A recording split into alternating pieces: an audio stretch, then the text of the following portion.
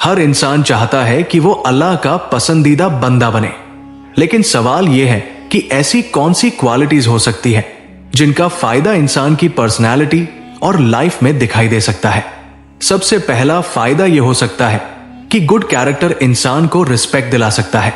Respect का फायदा यह है कि इंसान की सोसाइटी में वैल्यू बढ़ सकती है। दूसरा फायदा यह हो सकता है कि काइंडनेस की हैबिट इंसान को स्ट्रॉन्ग रिलेशनशिप्स दे सकती है। काइंडनेस का फायदा यह है कि लोग ऐसे इंसान पर ट्रस्ट कर सकते हैं। तीसरा फायदा यह हो सकता है कि ऑनेस्टी इंसान को लॉन्ग टर्म सक्सेस दे सकती है।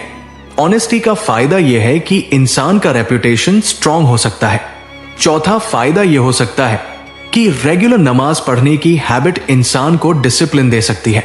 डिसिप्लिन का फायदा यह है कि इंसान ऑर्गेनाइज्ड लाइफ जी सकता है। पांचवा फायदा यह हो सकता है कि दूसरों की मदद करने की आदत इंसान को इनर हैप्पीनेस दे सकती है।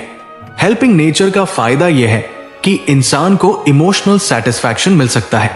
छठा फायदा यह हो सकता है कि फॉरगिवनेस की हैबिट इंसान को स्ट्रेस से बचा सकती है।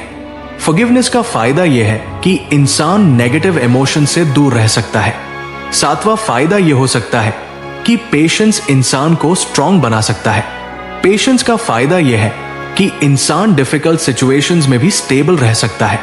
आठवां फायदा यह हो सकता है कि ग्रैटिट्यूड की हैबिट इंसान को सैटिस्फाइड बना सकती है।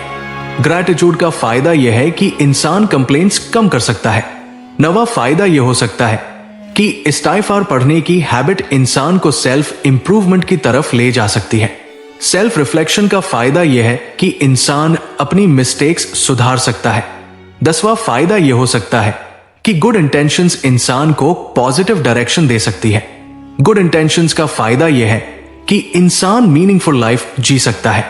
याद रखिए, अल्लाह का पसंदीदा बनने का मतलब सिर्फ इबादत नहीं बल्कि गुड बिहेवियर, ऑनेस्टी और हेल्पफुल नेचर भी हो सकता है।